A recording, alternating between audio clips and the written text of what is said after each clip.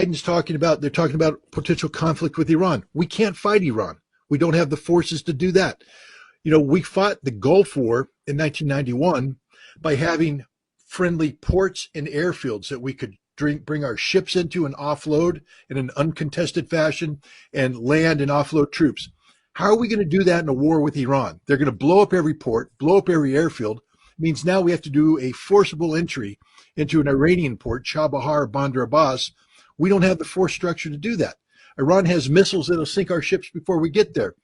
They're parking 2 aircraft carrier battle groups off the coast of Lebanon with a 2,000 man amphibious ready group to fight Hezbollah. Hezbollah's 100,000 men, highly trained, dug in to the hills of southern Lebanon, who've been preparing for this fight. We have gone insane. Let me just make it very clear. America can't fight and win a war anywhere in the world right now against any power that has any military capability. We're that weak.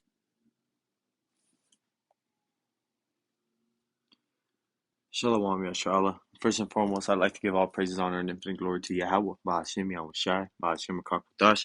Double honors to the elders and to the apostles at Great Millstone. Peace and salutations to Jehovah, like talking about their laboring by pushing this word in truth and in sincerity. This is your brother Amar from the GMS Boise, Idaho camp, coming at you with just a quick news update on, the state of mind that this American, I guess you could say, people have with all the things that are going on in the world. And this guy of the video that I showed in the beginning, he's actually an ex-military brass that does a podcast now, and he he throws in scriptures every now and then, but he mainly does like news updates and trying to talk from his experience about the military moves of the United States right now. And as you can see that he's very confident, and it's true that America cannot fight and win a war anywhere. And we really haven't, ever since Vietnam, or even started in Korea because it ended in a stalemate, and that's why you have North and South Korea.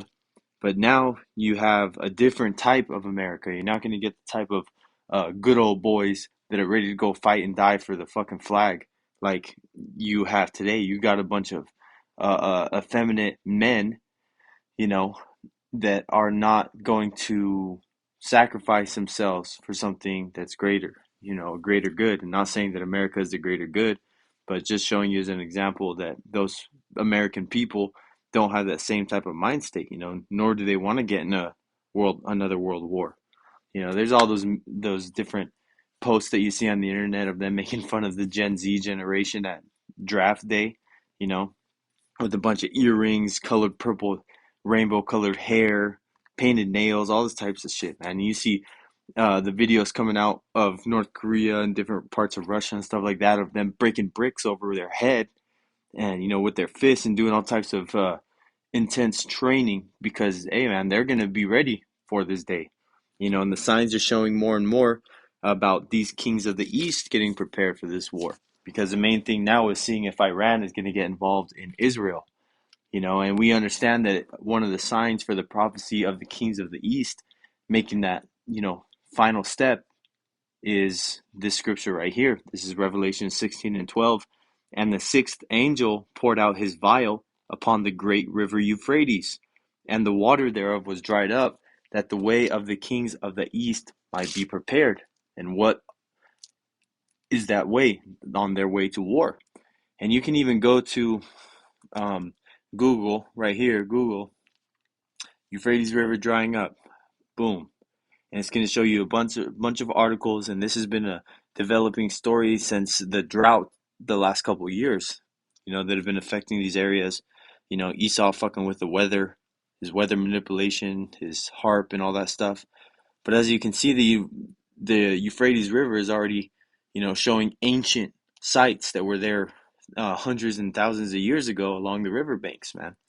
You see kids playing in the mud, you see boats, you see before and after satellite images of this time, the Euphrates River and how it was, 5 years ago, 2 years ago, 3 years ago.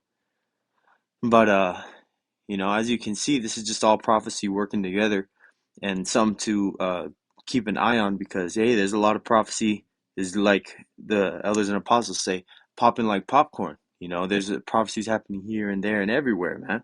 But only the people and the elect right now in this day and age that have the eyes to see and ears to hear are going to be able to decipher those signs and filter them through the scriptures to be able to understand where we are in the set of prophecy right now. And there's the three major prophecies that we're going to be looking forward to coming up, which is Jacob's trouble, World War III, and the Charagma.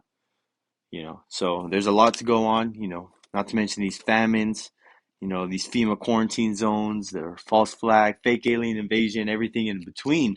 But those are the main things that are gonna either snowball effect to World War III, build up the chaos that's gonna happen in Jacob's trouble. They're gonna put an EMP. There's all sorts of things these devils are getting ready to do. But Lord willing, that this lesson was edifying. And with that, I'd like to give all praise, honor, glory to Yahweh, Bashim Yahshua, Bashim Kakwadash. Double honor to the elders and the apostles of Great Millstone. Peace and salutations to all you brothers out there pushing this word in truth and sincerity. So you're saying, your brother Amar saying Shalom.